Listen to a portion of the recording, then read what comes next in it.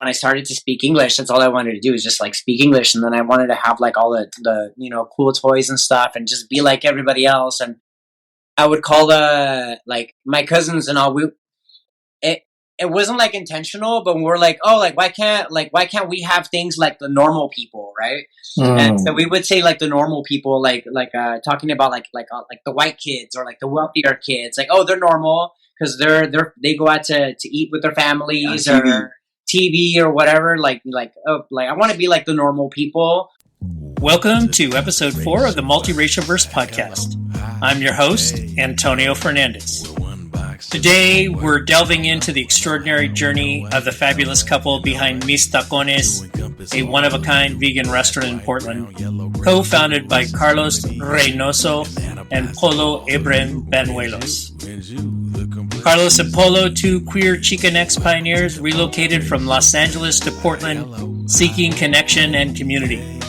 Faced with the challenges of finding belonging as brown, queer individuals, they decided to share their love of food, art, and nostalgia, giving birth to Mis Tacones. Inspired by the street food of LA and Baja California, Carlos and Polo serve tacos infused with self-expression. Imagine them in 6-inch stilettos, creating both delicious food and empowering looks that define Mis Tacones.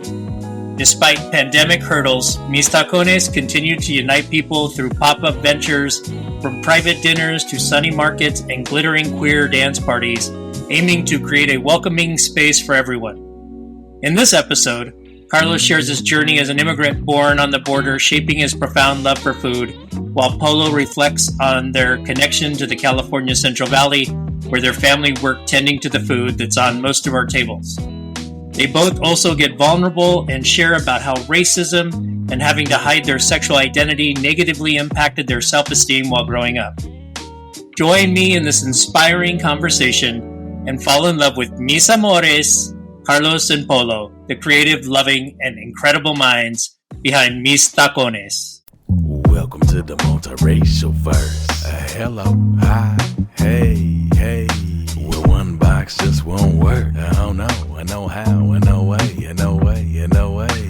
To encompass all of you. Black, white, brown, yellow, gray, blue. It's just too many hues. And that applies to all of you. And you.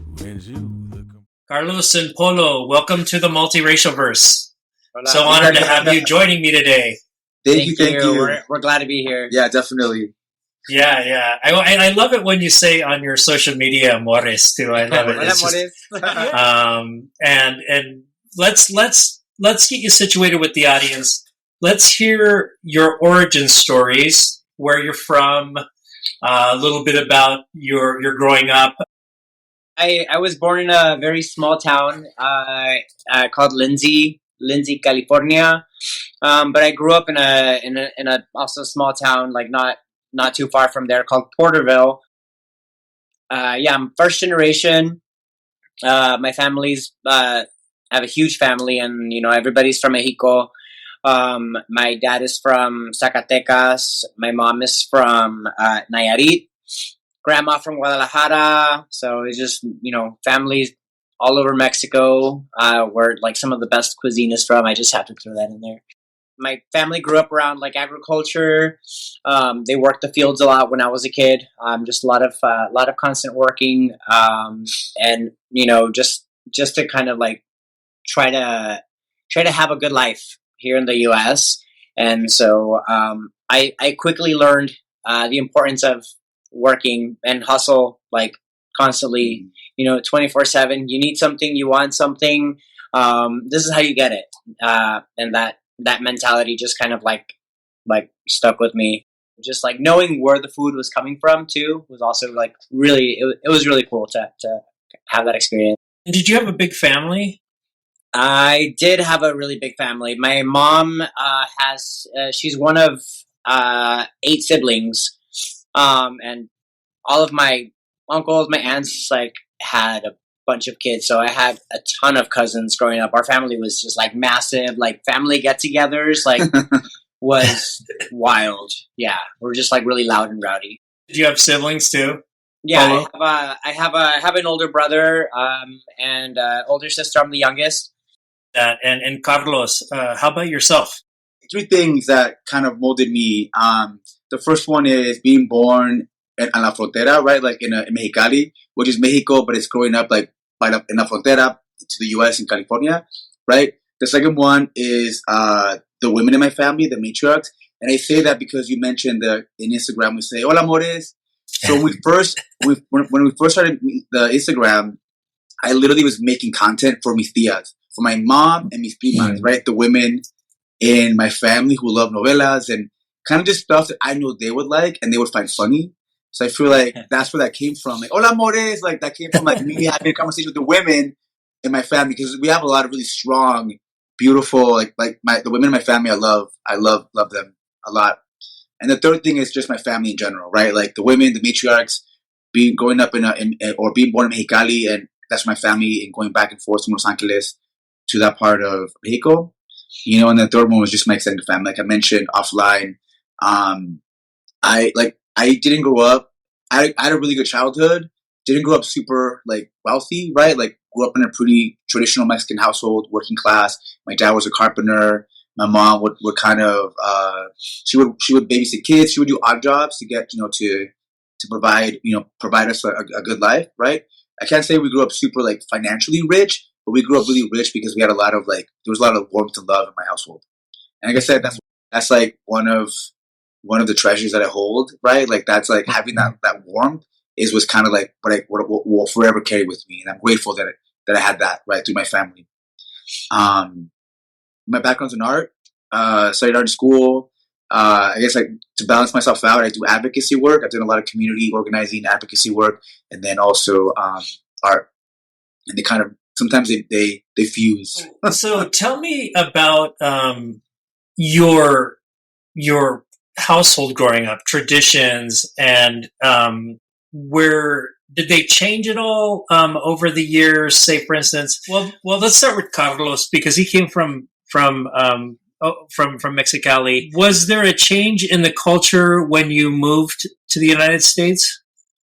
Well, I feel like not right away. I mean, I think so. When my parents first moved from Mexicali to Los Angeles, we were in Huntington Park, which is kind of like South LA area, like kind of like going towards Long Beach. And I mean, for me as a kid growing up in Huntington Park, I loved it.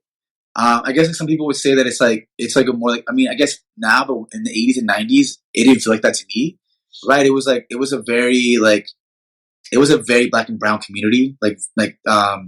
My street was all brown kids, and there was just kids. It was just like a neighbor. It was just like a lot of kids, a lot of families. There were a lot of street vendors that would come by with the elotes, paletas, like just a lot of like life, right? So we would stay out, we would play with our neighbors. I felt very safe. Like everybody knew each other. People would be at people's houses. So I really loved growing up in Huntington Park.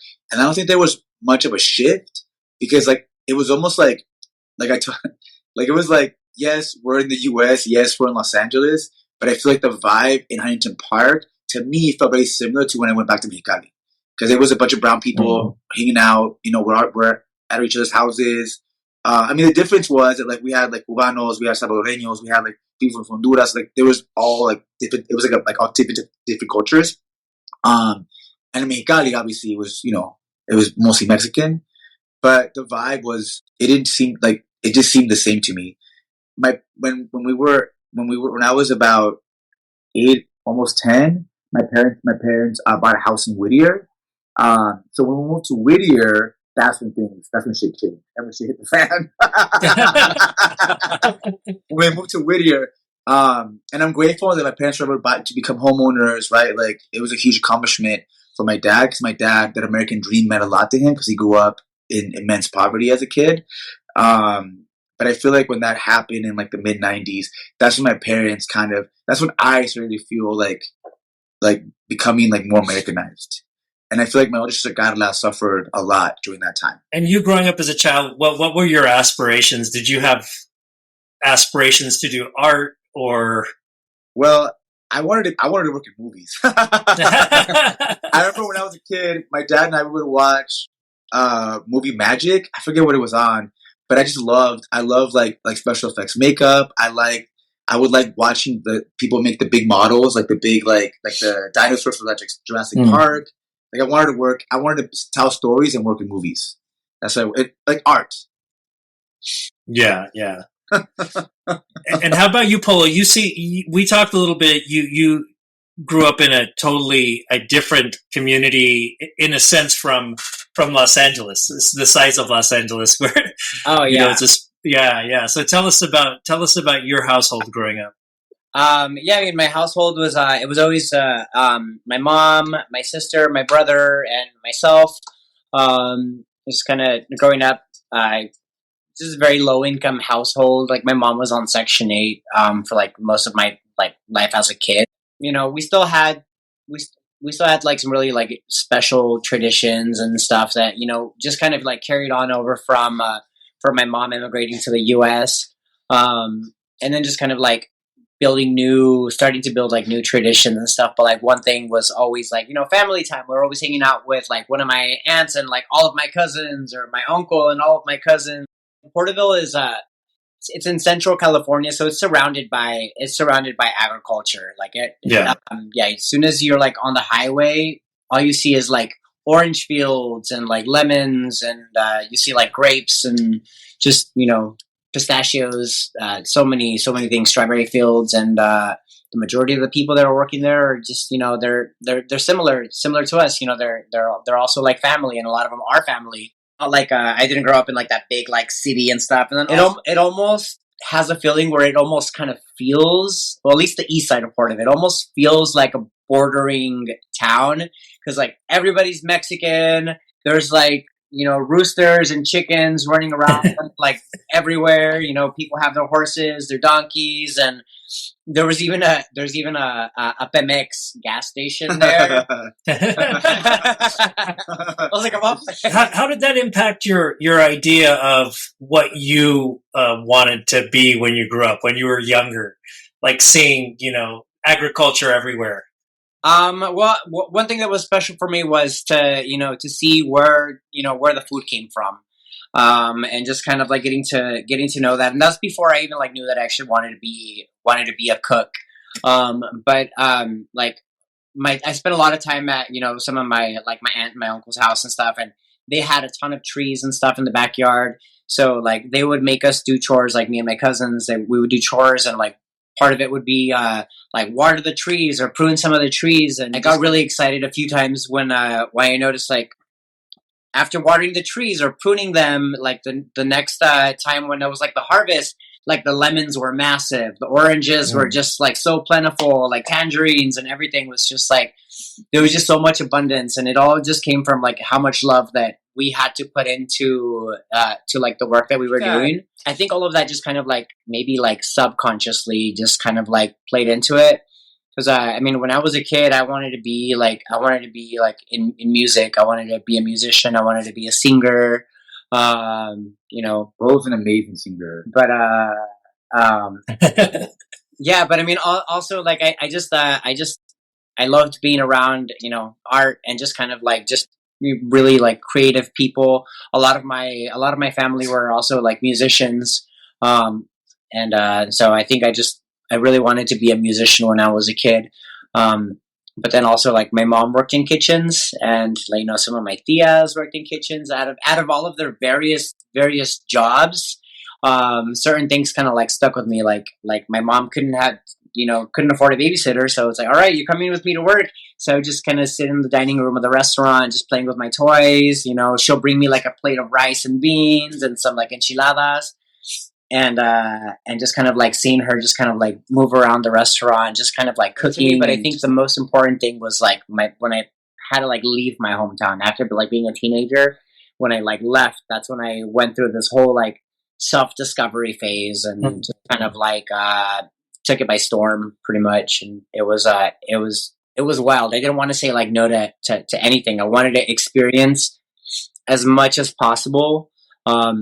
Because Porterville is also just kind of like a very, very small bubble. Everybody knows one another. Like, you know, there's, you know, everybody in school knows you, you know, the churches. I wanted to be more like, I wanted to move to LA since I was a kid.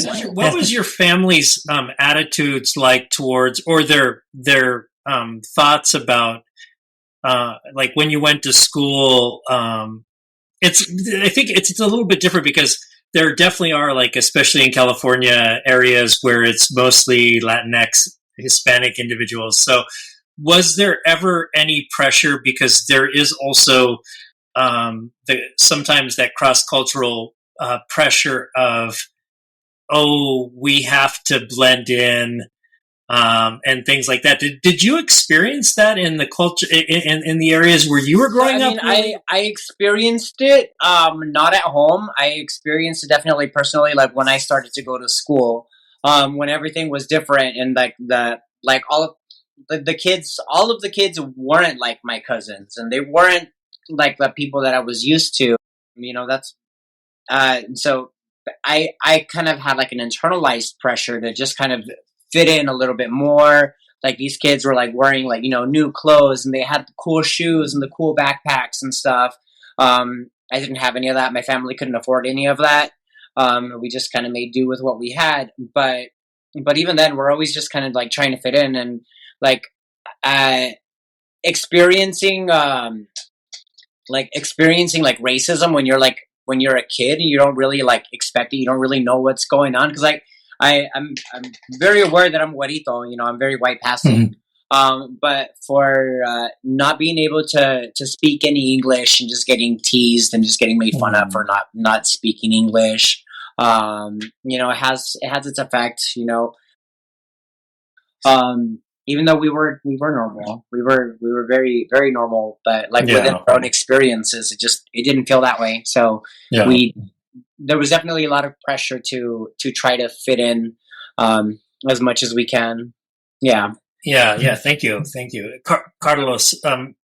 This same question for you. Your parents, their attitude towards getting an education.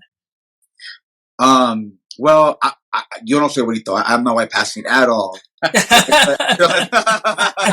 I feel like I said earlier, right? Like when we moved to Whittier, shit hit the fan, because I feel like Whittier now is very. I don't know if you're familiar with Whittier. So like Whittier is kind of like it's like a very working class, like brown community now. But when I was a kid, it was very white. It was predominantly white, and it was predominantly like older, like nuclear family, like elder white couples that were dying. It sounds. I'm not trying to sound harsh, but they were passing. They were dying out. There would be like elderly couples that would live up a street that one of them would pass, or one of them would be going to, like a retirement home or whatever. That's kind of what I lived around. So I feel like I went from like living in a 2-bedroom little like cottage rented house in Huntington Park with a lot of life and kids my age and paletero and everything. Like everything was like so like warm and fun, to moving to Whittier, to where there was none of that anymore. And I feel like I kind of like, there was other kids like me, right? We were the paisa kids, and that's what they would call us. Oh, los paisas, right? And I love. Personally, I love it. Like I would not take that as offensive at all. Like even now, like, but I would just find the other like paisita kids, right? And we would kind of like we would hold on to each other. Like we were hella brown. We spoke broken English or no English at all, and the white kids were awful to us. And it wasn't just the white kids. It was like the white kids were awful to us, but then the super assimilated brown kids were even worse, right? Because like we didn't say the right words. We didn't wear the right clothes, right? My mom, I feel like my parents, they were like house poor, or what is that? What's that term when you like own a house? Like house like, poor. I'm grateful that my parents were able to do that, right? Like and like when I said offline that the American dream kind of caused my dad a lot of grief. Like he was doing this for us because he didn't have that, and I'm so grateful that he did, because I'm glad that my parents bought us a house and now I have a childhood home that I can go back to, and I'm grateful, right? Like it's beautiful. But when we were kids, they struggled because they bought this house they couldn't afford, right? So like my mom, I would wear clothes that she would, de las segundas, or just like, I wasn't a stylish kid, It wasn't until I was able to buy my own clothes. Right, but like, yeah, like the assimilated kids and the white kids were awful to me, my sisters. And my sister, she became like when I said earlier, like that it was really hard for her because my older sister is being cabrona. Like she's like, I feel like she was already very like going through like teenage angst. But when we moved to Whittier, she was like 15. Like my parents moving her to Whittier pushed her over the edge, and she just became like unaccept, like just like really hard to be around because she was just it was a big culture shock for her. Like she had all her friends, she had her identity, she was kind of becoming herself in where we were living in this like very diverse place, and also you're closer to the city. Whittier's kind of more of a suburb, right? So I feel like the first couple of years of us moving to Whittier and living there was very tough for us, like culturally, because we kind of like lost our culture and kind of were trying to catch up because everybody around us was either white or really assimilated. So it was like kind of playing catch up. So it was kind of like really hard for all of us, even my mom too, like everybody. Wow. Yeah. It's tough. Let's add another dynamic to your cultural mix. You both identify as queer Chicanx. Tell us a little bit, Polo, you can start. Tell us a little bit about how that evolved within your culture. When did you know? How did when did you come out? How did your family, react? Or give us that story. Yeah, I mean, as far as like when did I know? I was very young. I was very young when I realized that I didn't really like care for like boy things. Like I didn't care about like race cars or like Ninja Turtles or any of that stuff. And even though I had all these like G.I. Joe toys or whatever, like I didn't really care for them. Like I always wanted to like. I mean, one of my favorite movies was The Little Mermaid when I was a kid. So like I wanted to be Ariel. I wanted to. That's what I wanted. I wanted the new Little Mermaid doll, and if my mom took us to like McDonald's or whatever and got us a Happy Meal, there was usually like two, like the boy one and the girl one. Like I always wanted the girl Happy Meal because it was way cooler. Like they had like the princesses or like the little like like the trolls or Beanie Babies and stuff. Like I loved all of that stuff, and I'm also grateful that my mom, what at first wasn't the kind of person that was just like, oh no, you can't play with that stuff. Like she knew I wanted it. She knew, that it was, special. So she gave in, and she got me my dolls and my, toys. But, like a lot of my uncles and like her siblings were just like, no, you can't do that. Like he's going to grow up and he's going to be like gay or whatever. And, so like he needs to be playing with guns and like race cars and, like it's so stupid. But I mean, I feel like those experiences definitely like, started to build something. They started to shape, a very important, part of me. I don't know, like at what age I realized that I was attracted to like boys, versus like girls. When I was in like kindergarten, I had a girlfriend, and well, at least I called her my girlfriend, but mostly because she was really pretty and she was my friend, and so like it was like, it made sense, right? I mean, yeah, she was really pretty and she was my friend, so she was just my girlfriend.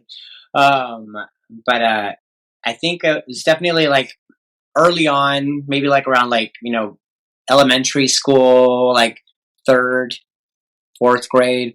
That's when I started to know like I'm not attracted to girls. I had to repress a lot of that because a lot of my family was like very religious, like either Catholic or Christian, and just kind of constantly being told, even as a child, because of my mannerisms, because I played with dolls, because I wanted to play dress up and play house, that like, oh, well, God hates gays, and you're gonna go to hell if you do this, and so just kind of growing up with that, like that shame. It was just like, oh, this sucks. I don't want to go to hell. Like, I don't think there's anything wrong with me, but I'm gonna go to hell because I don't like girls. which sucked. Were you able to find any what you might consider places where you felt safe? Yeah, I mean, I feel like a lot of that was probably kind of like in like my solitude, or like I had very very like few friends, but like going to like elementary school or like middle school, some of my other friends were also like very like effeminate, and it was just nice to kind of be around like an energy similar to that, even though like none of us were like, oh yeah, we're all gay, like we don't know it. But it's like, but we do know that we're all listening to Britney Spears religious and I had those moments, and just kind of like, also I guess like my mom always just made me feel I would say more like protected. I wouldn't say safe, but protected around her, her brothers and stuff that would just kind of like try to, tell her that she was being a terrible mom because she was letting me play with dolls. But I was able to, find some kind of like, like safety or like security, and knowing that, my mom has my back, And did you come out when you were still at home, or? Yeah, I think I was 14 when I like came out. I think I was going into like my sophomore year in high school, and I was going through a bunch of stuff. It was like very very dark moment. I was just kind of like very like depressed and stuff. And so I just had like some really, terrible thoughts going on in my head, where I'm just kind of like, oh, I just want to like end my life because like nobody understands me, nobody cares. And so I was, I had just come out to one of my friends in high school. Her name is Leticia, and she was just like, hey, well, I'm a lesbian too, so we're both gay. And that was awesome. And then I was just kind of like having a really heart-to-heart conversation with her, and then kind of just like talking about coming out, and I was like, I haven't told my mom yet. I don't know how she's gonna take it, and I was still really worried, even though I knew that she'd always been really accepting, but I was still worried about it. And so one day I just kind of like building up the courage, and I was terrified, and I was like, I'm gonna tell my mom. And so my friend Leticia was like, I'm on the phone. I'll be on the phone with you. Like don't worry. Like I'm here for you. And so yeah, I just kind of like put the phone down, and then I was like, Mom, I need to tell you something. And my mom just like looked at me, and it was kind of hilarious. And she was just like, I know where this is going. And then I was like, it's something about me. It's really personal, very private. And then she was just like, you don't like girls. And then I just started crying. I was just bawling, and I'm just kind of like, oh yeah, but I'm gonna go to hell and all this stuff. And she's like, no. She's like, first of all, she's like, I already knew. She's like, you're my moms know. My son. And she's like, and I knew. And she's like, and I've never stopped loving you, and I'm not going to. And so that was really special. But it was easier to come out to my mom than to come out to like my whole family. That was more, gradual. But when I came out to my mom, that's kind of like when I took like the big step. And even in high school, I was like, all right, I'm out. I'm out of the closet. Yeah. And so I had like this like little rainbow pin that said like gay pride on it. And I just like one day I just like took it out of the little pocket of my backpack, and I put it on my backpack.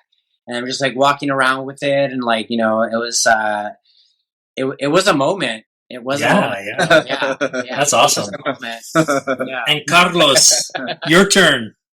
I mean, I feel like, so that's a loaded scenario. I feel like one thing that I love about Abram's mom, and I've always loved that, is that I feel like Abram's like approach to coming out was way smoother than because at least it seems that way. Well, I feel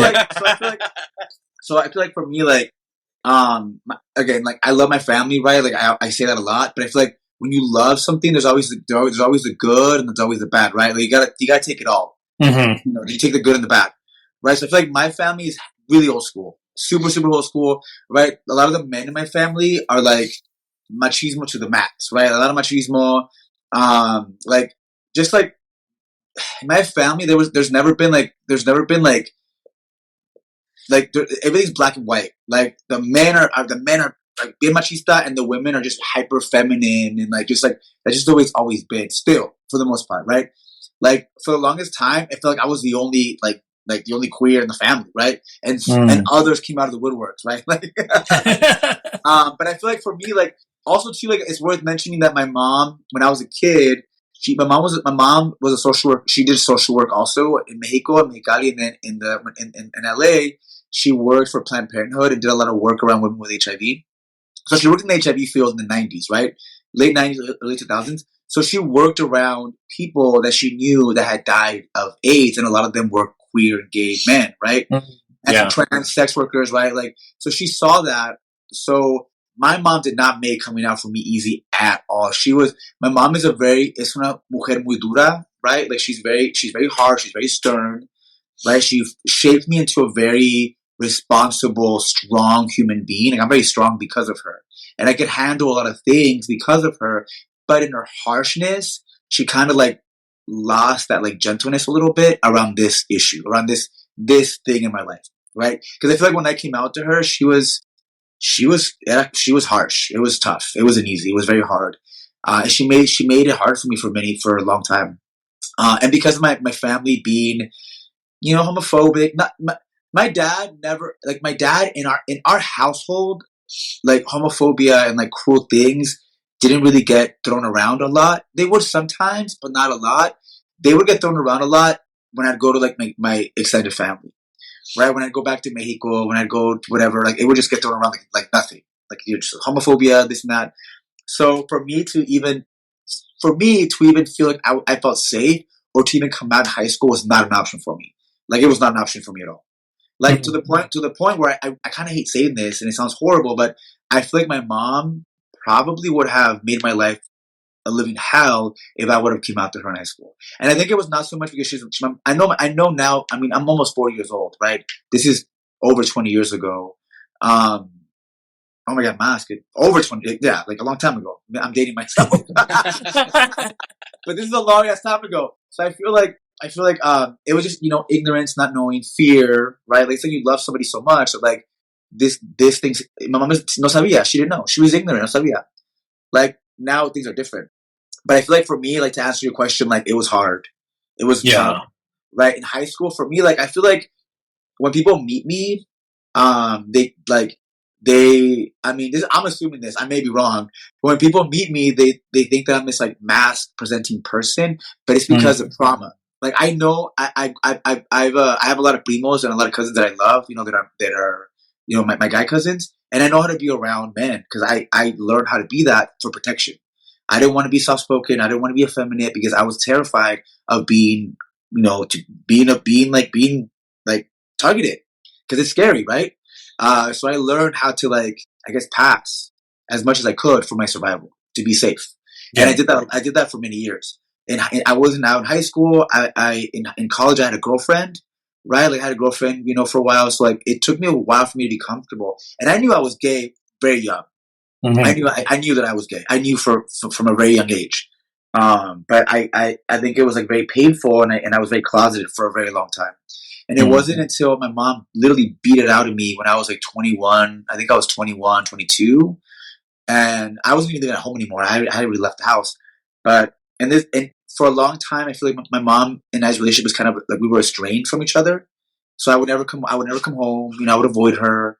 I would respect her. Never. Like I never been like, I would come home when I needed to. I would hug her. I would give her the respect that she deserved. She's my mom, but I wouldn't tell her about my personal life. I didn't tell her anything because she never made me feel safe enough to do so. But when I was 22, I came home and my mom literally beat it out of me.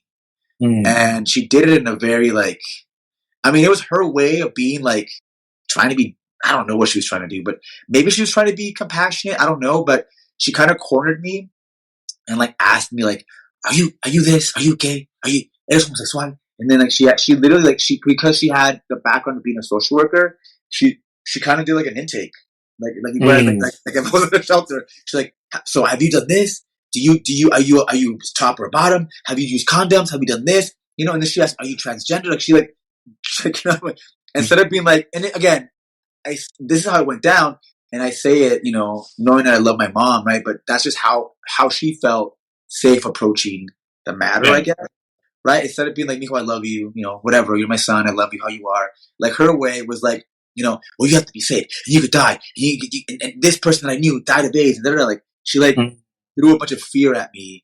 Yeah. And it was, and I'm assuming it was probably because she that's what she felt. She felt that because her son, she had a gay son, that this is a lifestyle that was, that's the lifestyle that I was gonna end up in. Right. And she had reason to be concerned because, when she worked in the HIV field, things were a lot different then. Yeah. So, but I feel like it would have been nice in retrospect, right? It would have been nice for her to just hug me and be like, "Me, I love you," like, whatever. Yeah. Like, whatever.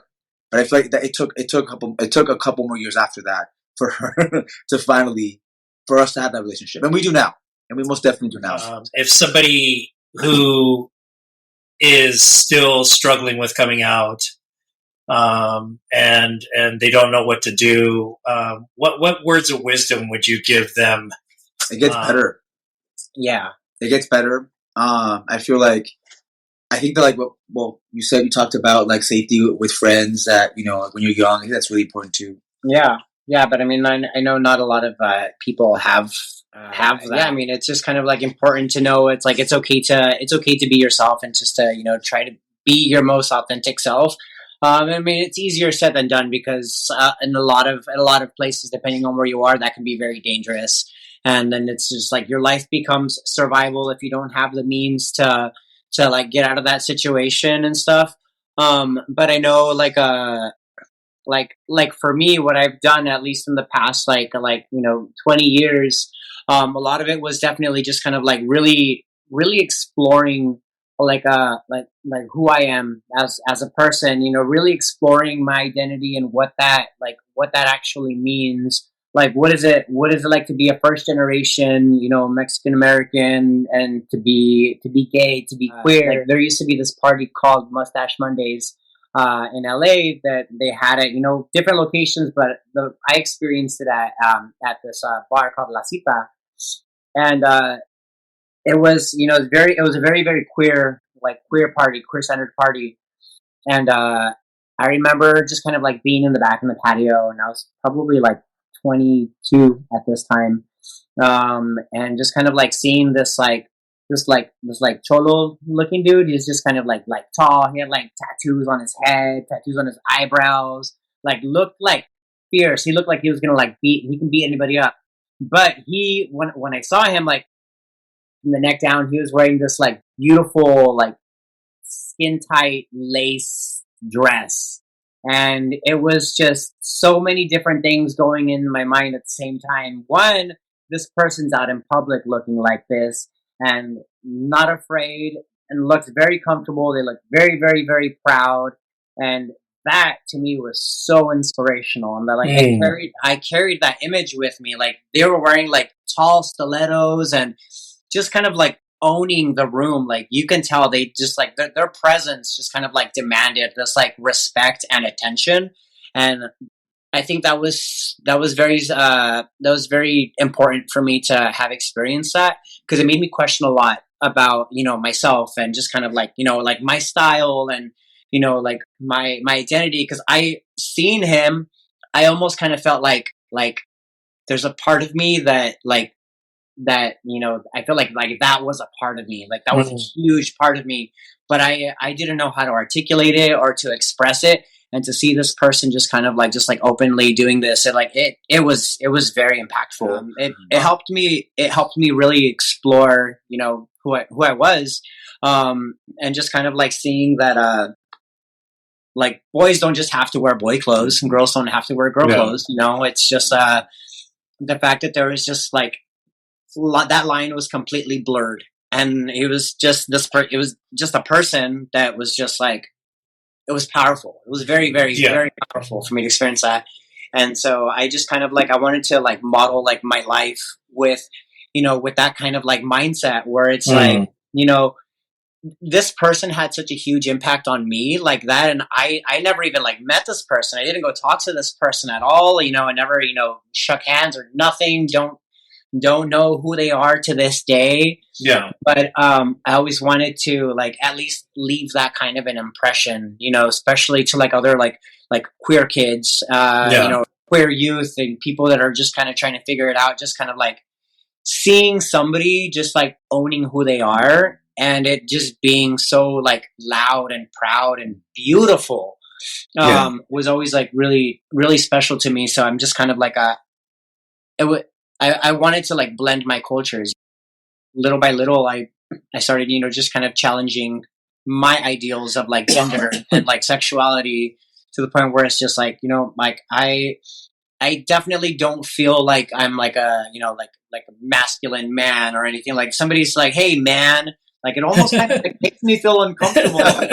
Like, yeah, or like when they say like Mr. So I'm just kind of like, like I don't know, just I guess my brain just automatically goes to like all of the like the machismo, all the misogyny and stuff that I never wanted to be a part of, and I'm grateful for that representation was so important, and I think that you do a great job with your social media and the restaurant, and I'm sure it inspires others who might not be out yet, or those that are out and brown and queer, that makes them feel even prouder. So what about you, Carlos? What about you on your in your exploration to find yourself? What resources or things have helped you? Like, I'm glad that Abram brought up Mustache Mondays, because I feel like that party definitely impacted us both. We didn't know each other while we were both going to this party. For me, like, this party was really, really important because like you mentioned, like, what would you tell youth, like, advice or whatever? Like, I think one big piece of advice is like really find community, right? Like find community, that's going to see you for who you are, support you, validate your identity, validate your existence and your everything, right? And also to like know your elders, right? Because like when I'd go to that party, Mustache Mondays, I found elders who became a part of my community that made me feel seen and made me feel, like validated, all that. And it was important to me because I feel like I really needed that when I was young, right? When I was going through a tough time, like the elders from that space, from those parties, from that, from all that, made me feel seen and made me feel like, got me through a tough time, and I felt like one thing that party represents, and I'm glad Polo brought it up, is like like intersectionalities, right? Because I feel like as like a kid, like going to this party, yes, we're queer, we're a queer community. And first of all, the word queer wasn't thrown around back then. We were just a group of gays, right? We're just in a gay party, right? Like, so like we're a bunch of gay kids, we're at this party, we're brown, we're immigrant, we're this, we come from this culture, we come from this, we all come from different things, right? We probably grew up, in like communities with a lot of violence and this and that. So I feel like that party meshed a lot together. And like Polo talks about this, that scene, that, and you would see that. And that's the first time I ever saw it. And I'm talking about this party, when I first went there, it was like 2006, 2005. So like to see, because I mean, like back then for me, when I'd go to a gay club or a drag show, it was like a very, very, very like stereotypical representation of a woman, right? Like super, like, super femme, it was just like a drag queen was just really hyper femme, right? But at Mustache Mondays, those like gender identities were pushed and kind of like being like played around with a little more.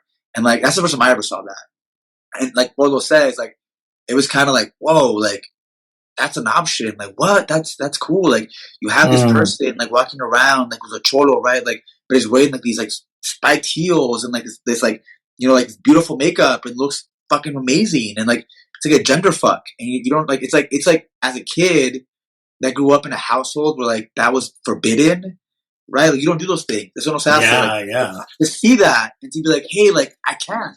You could do this here, and they are, and it's fucking amazing. Like, it's very punk rock, like very punk. Like, it's like very cool, and that's kind of what that party represented. But I feel like to answer your question, like, what have I done? Like, I think that like as a youth, those communities, those parties became a huge part of like finding who I was. But I think that like it was also very toxic as well because my family, again, I could go back to my family, right? We were all heavy drinkers, right? Like my uncles, my cousins, my primos, right? My uncles, they got me at a young age. They would get me drunk and thought it was funny, like it was funny to get the little nephews drunk. I mean, that's just kind of the culture, that's the way it was, and it was very normalized for me to drink, to black out, and that was kind of like what you did. So I'm very susceptible to addictions, right? Like drinking has been an issue for me my whole adult life. I'm not a person that could just like slow down. I'm a wreck, right? So it's almost like growing up in like in an environment where drinking is like a huge part of like coming together, and it's like you drink and you're happy. It's like, but I'm with my family and everyone's drinking. Even my grandma's drunk. Everyone's drunk. We're all having a great time, right? Yeah. And it's like you don't know when that line can be crossed, right? Yeah. So I feel like it was like drinking with my family and it was okay. Like my mom would even tell me, like my mom would hate for me to drink and drive, so she would let me drink at the house. Like, oh, just drink here, just drink. You're with your cousins, just drink here, you're fine. So it was never like an issue. Yeah. And then as a gay kid, going to the gay clubs and then drinking there too, right? Because in the gay communities, there's a lot of pain, there's a lot of trauma, so we drink, we're together. So it was kind of like both of the two worlds that meant the most to me was a lot of toxic behaviors were happening, right? So my substance use got out of control all of my adult life.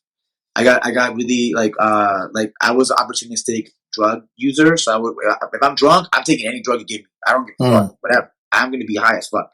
I'll be the drunkest, the highest, the messiest person at the whatever. So I feel like for me, as a queer person now, I'm an elder myself. My recovery and my self-care and self-love is what has kept me sane. And I feel like as a youth, I hope you learn that from a young age, right? Like to make sure you take care of yourself. Like don't take, it's okay to take risks, dress up, put those high heels on, put that really cute outfit on. If it makes you don't take those risks, right? But don't take I'm gonna go and go drink and get really high and go home by myself and then that's dangerous. Don't take risks that's gonna endanger your health. If you're depressed, ask for help. Don't be it's okay to be vulnerable. It's okay to ask for help from your community.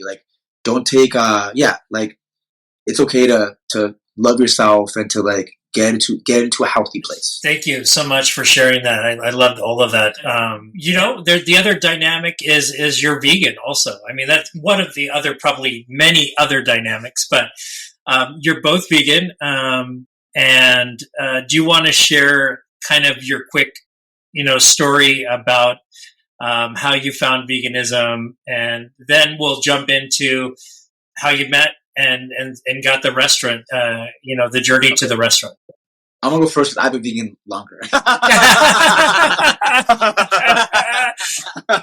So I think so first of all, for me, I'm also lactose intolerant. So most of my life, I've never been able to really enjoy cheese the way because when you're a Mexican household, there's a lot of cheese, right? The cremas, all the cheeses. So I would still eat it, but I could never enjoy it. So I feel when I was in my late 20s, 27, 28, I went vegetarian, right? One of my cousin Philly, when we were kids, he was really into the punk scene in Los Angeles, right? I never considered myself a punk kid, but I feel my primos were really into it, right? So I kind of would go with them and we would hang out. We were really close. So he was really into the punk scene. He became a vegetarian and he really inspired me.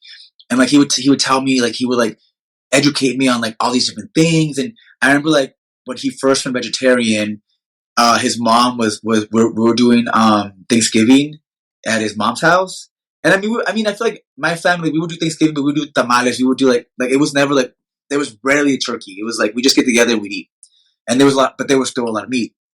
And I remember my primo Philly was a vegetarian, and I went, I ate, did my thing, and then he took me back to his room and he showed me, I want to show you a video. And this thing, I'm like, oh, cool, show me a video.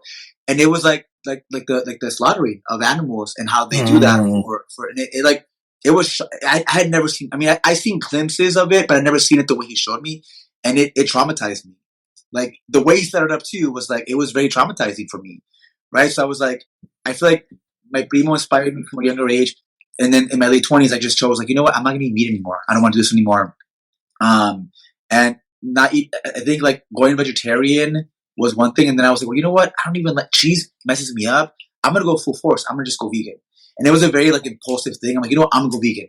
I had done a research on how I was going to sustain myself, it'd be sustainable. I had done a research on how to like cook for myself. Cause I'm almost 40. So this is like, this is a while ago. So I feel like, and in Los Angeles, and like, yeah, like in Los Angeles. So I feel like veganism, I feel like it's evolved a lot now, but back then there was not a lot of options. Like I think back then, follow your heart, right? Follow your heart. It was. I don't think when I went vegan, diet cheese wasn't even a thing yet. There was no diet cheese. It was literally buca burgers and the black bean patty burgers. There was no había nada, right? Yeah. There was a handful of restaurants here and there, but it was like I remember like when I went vegan, you know, I had the same experience as a lot of people. I lost a lot of weight, and I got really I was malnourished because I didn't know how to feed myself. I didn't know how, and my mom got really worried. Right. I think also too, I was like using and drinking a lot. So like it was a mixture of a lot of things. Right. But I was still very passionate about, you know, I'm not going to eat meat. Fuck that. I'm not going to do this. I don't like how, you know, that's just my views. Right. Mm-hmm. So it was like a year or two of when I first went vegan of like not knowing how to feed myself. And that's kind of how I learned how to cook. Cause I had to learn how to cook for myself to really like be healthy. Because the first year I was not healthy at all. I didn't do enough research, and I found Post Punk Kitchen. I don't know if you're familiar with Post Punk Kitchen. So Post Punk Kitchen, she has cookbooks. Right, she's pretty well known. But I discovered Post Punk Kitchen, and I literally just like I would read all of her ingredients. I would read all of her stuff, all of her blogs, and then I started to learn how to cook. So I learned how to make seitan. I learned how to make like meals for myself. I started meal prepping, and I got really, really healthy. And then I to prove to my family, you know what, I can be vegan, and I'm healthy. And I mean, it was hard because like not only I was the only vegan out of my friend group, I was the only vegan in my family. So like carrilla was really like, I mean, but I feel like for me, like I was used to, that's the culture I grew up around. So like if you're vegan, you're too tall. If you're not vegan, you're this. Like there's always carrilla coming in something, right? Yeah. So it was like whatever. Like people would always like talk shit about me being vegan, right? Or they would put meat in my face, or just be you know, whatever. But it would never bother me. And it was like, you know what, like. For me, it's like I'm not trying to change your views. If you want to, cool. I'll take you. I'll cook for you. It was for me. It was always like I'm not trying to like sit you down and kind of do what my video did to me and show you spot. I wasn't gonna do that. I wanted to cook for you, but you know what? I'm gonna cook for you and show you this is veganism. Yeah, and I think also too. I feel like in LA back then, like veganism was like tofu and like steamed rice and like a lot of like food that like. I didn't want to eat, right? I mean, I did when I ate when I had to. It's fine, but like I also wanted to eat meals that I grew up eating. Like I wanted to have carne asada. I wanted to have all that stuff, right? So I feel like that's where I learned how to cook for myself and like kind of like turn veganism to kind of fit my needs and what I wanted, how I wanted it to be. Yeah. And you, Polo? I mean, I've been vegan for like just about 10 years now. Before I was vegan, I was already like, it was like vegetarian, pescatarian. But I feel like animal activism is something that I've always been, just kind of like, it's always been something really important to me. I mean, even before I was vegan, like one of my like my knuckle tattoos, my hard knuckle tattoos say Animalia, and it was just kind of like, hey, we're all animals here in this planet, and it's, you know, I think it's important for us to be able to live together and just like, just seeing all of these like beautiful creatures just kind of like going extinct because of stuff that humans did to them, and it was just like we're as humans, we're also animals, and we shouldn't put ourselves above, above these creatures that have been on this planet way longer than we have, and definitely took care of this planet way better than humans ever did. And so, yes, I mean, similar to Carlos, like I'm lactose intolerant. I couldn't really do like a lot of like cheese or, dairy or stuff like that. But I went vegan when I met Carlos. it was just kind of easy. We started to hang out a lot, and then he would cook like vegan food for me, and also just kind of started to explore more with like food because I've already been like a cook, never professionally. I taught myself, or I should say like I learned from my family, like my mom, grandma, my tias, just kind of like watching, even some of my uncles and my cousins, like learned a lot of like the barbecuing stuff from them, like the grill stuff, and then definitely learned a lot about like sauces and rice, beans, and just like traditional dishes I learned about through like the women in my family. And so I think learning how to cook through them was great because seeing them prepare things very traditionally, seeing the ingredients that they used, and I like quickly realized like chicken or steak or whatever they were eating. The most enjoyable part was the flavor, and that flavor came from the herbs and the spices that they used to prepare these dishes. And that was very impactful for me, because I'm just kind of like, I think I can get used to this. I can cook for myself and just kind of like start experimenting a little bit more with food. Just getting a little bit more creative. Also, not to mention, I was also like a really obese kid. I was really overweight most of my life, and a lot of my family was also very overweight. And so I also just kind of wanted to like lead by example and just kind of like, hey, you don't need to go to all these like awful fast food restaurants that are doing nothing for you. I stopped eating like fast food places and started cooking for myself, and I lost a ton of weight. So it was helpful, So one part of it was like the animal activism, and then the other part was just kind of like also for like my health, and trying to show my family that like, hey, you can if you do this, well, we can all be a little bit healthier, together. Really quickly, how'd your families react to veganism? Or have any of them gone vegan my immediate family, no. My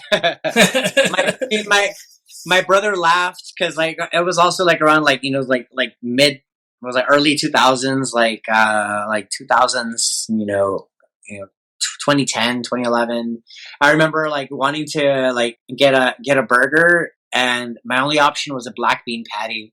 And I remember my brother just talking so much shit, and he was just like laughing. He was eating a bean burger. But no, I mean, my mom definitely she eats way more veggies now than she ever did.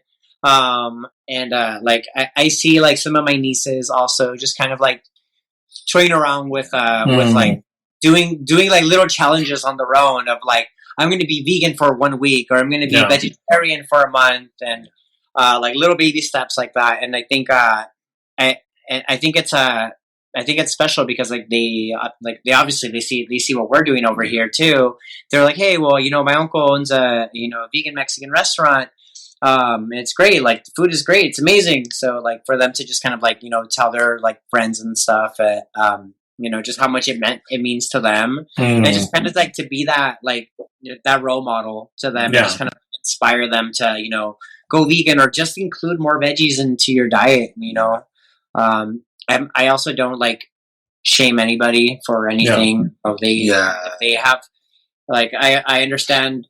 I also understand, like, in a lot of places and just in general, like, there's a lot of privilege that comes with veganism. Yeah, there is, for sure. So, like, one is, like, acknowledging the privilege that comes, with veganism. Like, we're in a position where we can choose not to eat meat versus a lot of other, countries that don't have that choice. Don't have access to either, like, fresh produce or, or quality anything really. So there's an intense amount of privilege that goes with it, and just kind of like acknowledging that, but still kind of using it in a like educational platform where it's like, if you can farm your own stuff, or if you can buy local, you're helping this entire system of farmers and small business owners, or whatever. But it's like it's a way more like communal like cycle of just kind of like respect and like unity, So I think it's important for me now to just at least try to be that kind of a role model and just kind of like show with like my actions versus like hey, you don't do that stuff. Yeah, food's definitely a good way to. I was talking to the CEO of Tofurky, spoke at a conference I was at, and he said that's the way to people's heart is the easiest way is through food to convince them, So your restaurant does an amazing job. So maybe Carlos can take us quickly through like the pop-up era, and then the decision to do brick and mortar. I'm also interested in how it's been being business partners and being partners, So I don't think we have one night for that one. I'll be real. Yeah. So like I mentioned to you offline, like Mis Tacones started off as an art project. So like, and like I mentioned when we first started off, right? Like one of the three things, being born by the frontera, right, in Mexico, like going back and forth to Mexico for Christmases to visit family, right? Like being in a very stressful situation when I was a kid. One thing that would distract me and kind of like like make a stressful situation into like a fun situation was like when you cross the border, right? There's a lot of street vendors. Like you could buy raspados, you could buy tejuino, you could buy tacos, you could buy a lot of amazing things, right? So one of the things that I would look forward to, and for me, it was fun, right? Like, oh my God, we're going to be waiting in line and cross over for 3 hours. I don't know, an hour, 12. But I'm going to get a raspado. I'm going to get some churros. I'm going to get whatever, right? So for me, that was exciting, and it made the experience tolerable, right, for a long time. So when we moved to Portland, I'll speak for myself. Like when I moved to Portland, like Portland's is not there's not much diversity, right? Right, like growing up in Los Angeles, and also too, I have in LA, I have family in East LA. I have family like all over Los Angeles, right? But my grandma, mi abuelita Conchita, when she was alive, she passed in 2010. She lived in East LA, right? So we would always go, and mi tía lived. They lived in the same. Mi tía lived in the back house, and my grandma lived in the front. So we would go to her house, and in the area where she lived, there was like taco vendors, right? Like there was just a lot of food vendors, and that was magical, right? Like I loved all of that. And in LA, you don't take that for granted. You take it for granted, unfortunately. Yeah, because it's everywhere, right? Yeah. It's everywhere. And one of the places that I loved going to as a kid also was at Mercadito, which is also in East LA, which is again street food vendors, all that. So when we moved to Portland, I was beyond homesick. I was so painfully homesick. So I feel like Mis Tacones came out of pain, right? It came in from a lot of pain, and like I wanted to. The one thing in amongst that pain, the first winter here was brutal. The second one was even worse, right? Like it was just, every winter got predominantly worse because lack of sun, being homesick, whatever. So like we just decided, we're gonna vend food. We're gonna sell tacos on the street, like you would find in East LA, like you would find on the frontera crossing into Tijuana or whatever, right? So that's where it came from. Yeah. We asked, and people said, sure, I'll sell tacos, right? Like we didn't really advertise, that it was vegan or plant based. I mean, we would sometimes, but we just wanted people to come eat. Like we were. It's vegan tacos, right? Come try it. Like for me, it's like I mentioned earlier. Like I've always been. It wasn't until I moved to Portland that I had vegan friends. Because in LA, like none of my friends were vegan. I was always the only vegan,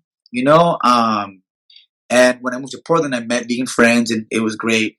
But I wanted people to just try the food. Like I wanted to attract vegans, but I wanted to attract non-vegans to come in, just try it. Yeah, just try it. Just try it. Don't second guess. Don't question it. So when we were selling the tacos, the culture, the nostalgia, that was all part of our aesthetic. But I wanted people to come up and try the food.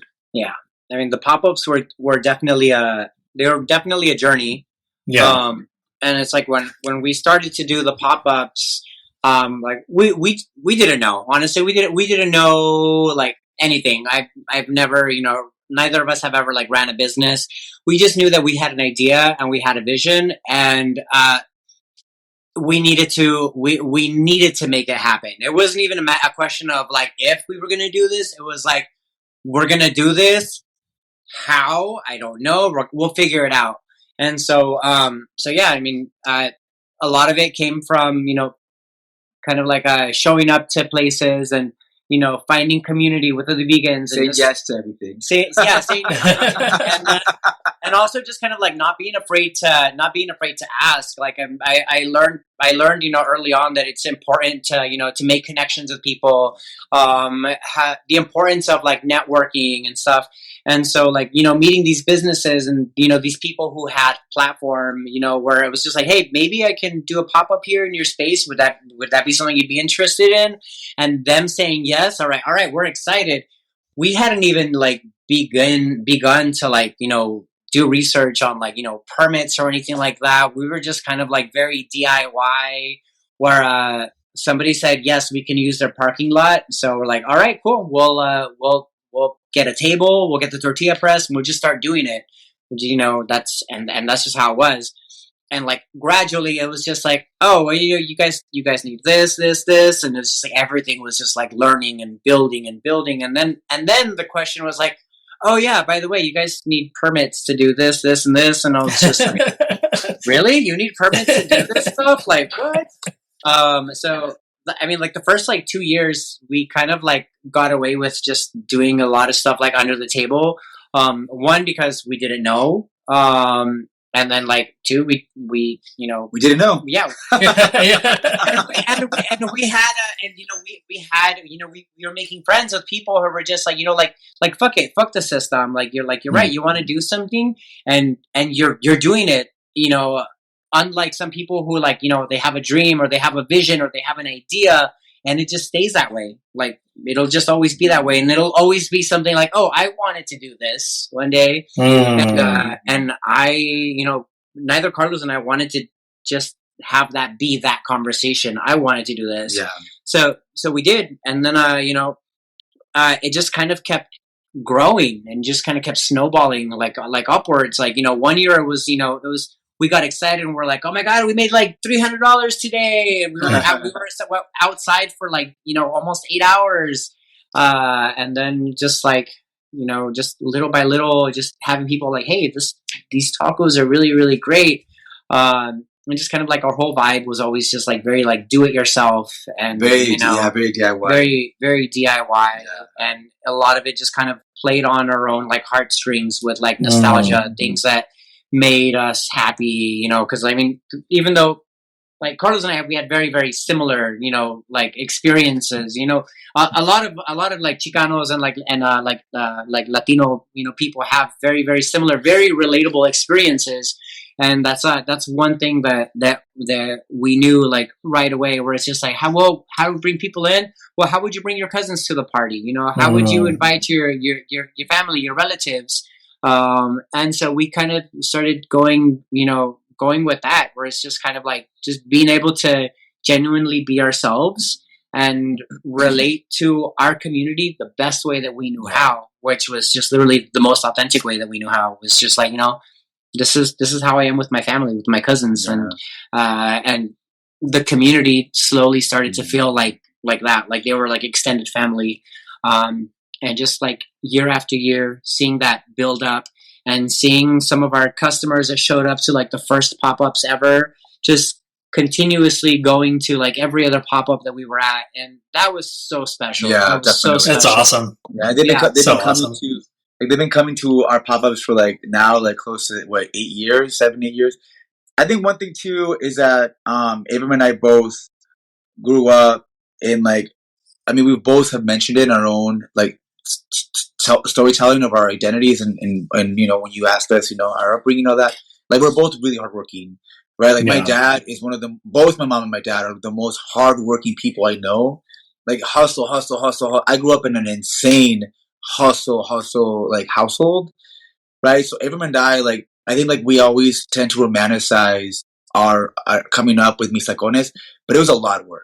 I mean, it was me working a Monday through Friday office job and then working Mis Tacones Friday night, Thursday night prepping, Saturday night vending, Sunday night cleaning. Like it was like it was like that for a couple of years. It was like, I was exhausted. And then all the experimentation that goes into the food too, right? Yeah. You know, it's not like vegan food like that. Like what you serve does not just come in a package that you just roll out. I mean, it's special.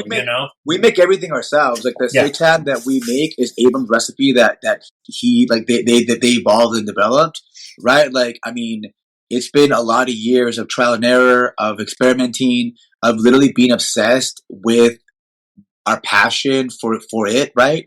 Like, but it was a lot of work, and it still is, right? It's a lot of work. You have to be really I always tell when somebody says, "Oh, I want to start a business," I always tell them like you have to be obsessed and in love with it, because if you're not, like, it's not you're not going to be able to take the work it takes, because it takes a lot of work, a lot of work. And you're going to cry, and you're going to, you're going to like, it's going to be a lot. I mean, I've cried many times, like from exhaustion, from frustration, like, because it's like when you love something so much and it's yours, right? Like, I mean, it's like when I've had jobs where I'm like, fuck it, I quit. I don't give a fucking, I'm out of here. When it's yours, it's different. Like, it's yours. You love, it's like your child, it's your baby, right? Like, you fight hard for it because it's yours. It's literally your baby. Like, our first year in business, Abram and I had a baby. We had a newborn. We had a newborn baby that needed to be nurtured, that needed to be looked after, needed all the substance in the, that we needed, for it to like, to survive its first year of it, whatever. Right? Like, and that first year for us being in business, right? Like, was straight up like one of the most challenging years of my life. And it's not just because, I'm running a business with my partner. That in itself is also challenging, but we were also doing it at the tail end of a pandemic, right? So a lot of things that changed, things were different. Like, Abram and I were learning how to become business owners, but we were also learning how to become business owners in the midst of a pandemic, right? Because even people who were seasoned, who had been doing it for a long time, they didn't know how to do it either, because things had just changed and things were different, so we had to learn how to evolve and kind of just like roll with the punches. Yeah, I think just the stories you've shared, just really dynamic backgrounds in your culture. I could ask you what your superpower is, but I think just everything that you've been through kind of lends itself to. I think you mentioned it really early on, Carlos, is that you like overcome. Yes, for sure. Any obstacles. So, and it's awesome. And it's your open-mindedness and willingness. And, regardless, I mean, you guys have had your stories are just amazing. I love them. And, thank you so much. Yeah. Quick question. A couple of quick questions, Stan. Did you envision the life that you have now when you were younger? Like, could you envision this? Most definitely not. Not in the slightest. not in the slightest. I mean, like, based off of kind of like my upbringing, like, where I mean, it's like I mentioned, I was like nothing was like planned or anything like that. Like, like my mom, all I knew that she just had to work, and so that's just kind of like how I took it. It's just wherever life leads me, that's I'm gonna go. But then also just kind of like being aware of like like the choices that you make, these like decisions and stuff. So it's like if it isn't going the way that you expect to do it, like you have all the power to change it. Like you just got to put in a little bit of extra effort, a little bit of work, and just kind of like make it happen. So like I lived my life very like day to day, year to year, never had like a goal of, when I grow up, I want to do this or want to do that. Like, I mean, I had like I said, like, like thoughts or dreams, or I wanted to be a musician or I wanted to be an actor or whatever. But that's not where life brought me. But where it did go was like one thing that I was always passionate was food, and then like cooking and unity and stuff like that, and I think it just kind of like fell into the right place where I feel like I didn't know that I wanted to be in that space, and like now that I'm there, and a lot of it was a lot of growing pains. I'm very, very proud. We're definitely very, very, very proud of like it's been a lot of hard work, like literal blood, sweat, and tears went into this, and so just kind of like seeing what it's becoming and what it has the potential to become it's exciting, and it wasn't expected. It's still a surprise because we still had to learn and are continuously learning, every day. So I kind of like that. I enjoy that because I wasn't expecting, like to be in that position, to build this platform or whatever. Like, never expected it, but it's there, and we have something, and I think it's important to acknowledge that and just kind of like really realize like how special it actually is. For real. I think also it's very worth mentioning that like we both have come a long way, right? Like, I feel like sometimes it's easy to get caught up in the imposter syndrome, because I feel like I always tell Polo, right? Like, it's like, you are a fucking badass, dude. Like, you are a phenomenal business owner. Like, you run this business. You're so intelligent. You're so like how you approach things and how you visualize things are like so different than what we were 8 years ago. Right, to the point where people come up to Polo and ask them for business advice, right? Because Abram is like, I mean, like, we had to learn the hard way, but we learned it. We learned it, and we know it. Yeah, just because it was hard, and we had to like hit the ground running. Aprendimos, we learned, we picked it up, and like we've come a long way, and I'm so grateful to see like all like the skills that we've learned in running this business. Yeah, I think also too, like, one thing like I wanted to mention as well is like going back to the Instagram, like one of the biggest like I want to say accomplishments, like I never want our audience to know how hard things are. I want things to feel light and fun and exciting and warm and welcoming. It's almost like sometimes that's a challenge in itself. Where like Abram and I, not so much anymore, because I feel it's almost like parenting. It's like parenting. Like, for example, like my mom and dad, like they were like going back to having a great childhood. They would do Christmas even though they were broke as fuck. Like, they were like broke, they had whatever, but they would still do Christmas, right?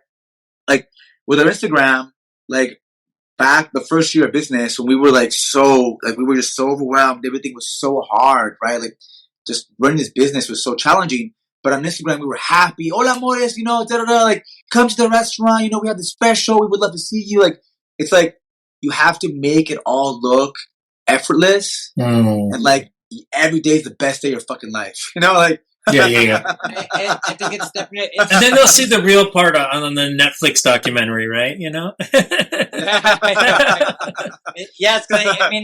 it's definitely it is important to kind of like spread joy, because I feel like of course, like, definitely we're all human, and we all have all a ton of challenges. But if like throughout our most challenging moments, if what people see is like genuine joy, then that's something in itself also. It's like it's almost like it's a given. Like nothing is ever easy. No. But also, like, I don't want like our Instagram to be like, kind of like, I mean, it may sound shitty, but like, I don't want it to be like our struggle Olympics. No. Yeah. It's like like that's in the background. Like, that's there. It's very, very real. But like, hey, look, this is what we accomplished, like you didn't see us crying in the corner. We're gonna focus on the positive. But you saw what we're creating, and that's where that's the special part. For sure. That's awesome. It's not always easy. It's not always easy, but like, I mean, that's why I brought it up, because I feel like that sometimes could be a challenge, because like, whether you're having a good day or not, you still need to do social media to bring in your customers. Being in that business. So like, you gotta like wipe up those tears, right? Like, you gotta bring up that smile and be like, "Hola, amores," we have meal on the menu this weekend. You gotta show face. You gotta be in that business. Like, good or bad days, you still gotta do that as part of the job. Yeah. I'm asking everybody that's on, what's your recipe for world peace? I don't know. That's a tough one. That's a tough one. Empathy. Empathy, compassion. Yeah, and food. Empathy, compassion, food. Your carnitas burrito. I have to say, I ate one a few weeks ago, and it was the first time since I like left LA that I had a burrito that actually had the grease in the bottom, like most vegan burritos. So it felt super authentic. You know what I'm saying? Yeah. Like, and I literally was like, I was smelling my fingers. I almost didn't want to wash my hands because it had that smell that you only get from a burrito that's like greasy, and it's different, and it's the tortilla. People don't, even my wife don't even understand. She doesn't, like, she'll put it over the open flame on the gas burner, and I'm like, no, you have to heat it up with some oil in the pan, and it has to bubble a little bit, so. That's also, I guess, kind of like our take with our food and like our recipes, where it's just like, one, like, vegan food is already going to be a few steps just kind of like healthier, but that doesn't mean that it's kind of like the best, most like healthy, solution. Sure. Or whatever.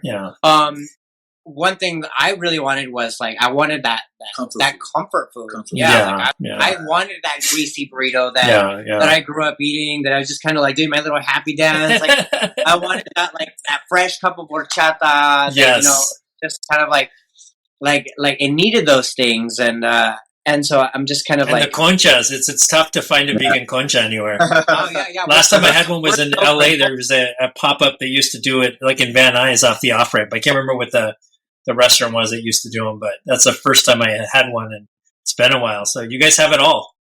Oh yeah. I recommend try. You know what I'm obsessed with, and I've been obsessed with it for like, oh my god, like months now. You should try get a barbacoa burrito. Okay, I'll try that next. The chili relleno burrito, the smothered one that you guys do for brunch or whatever, that looks. I'm starving right now. So.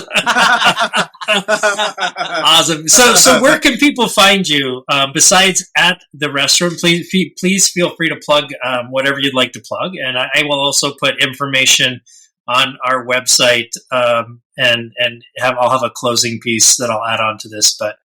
Yeah. I mean, like, our we'll be at the restaurant. But I mean, if they want to, like, follow us on Instagram at Mis Tacones PDX. We also have a TikTok, but it's not as active. I'm a millennial. I'm an old millennial. I'm a Gen Xer, man. Like, so I feel so you can find us at the restaurant, like Polo said. We're on Killingsworth and 17th. We are open 7 days a week, Monday, 7 days a week. So on Instagram, our hours are all posted on the bio and all that. Excellent. Yeah. Are you going to sing something for us, Polo? No. Okay.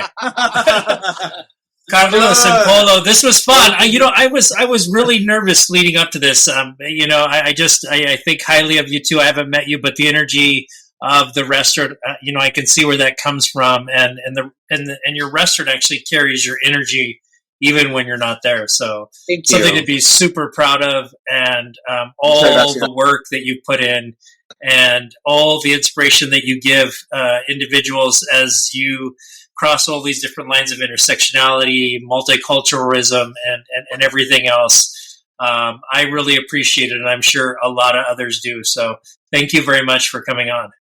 Thank you so much for making time for us. It was a pleasure. Thank you. Yeah, thank you so much. Have a good night. Thank you. Buenas noches. You too.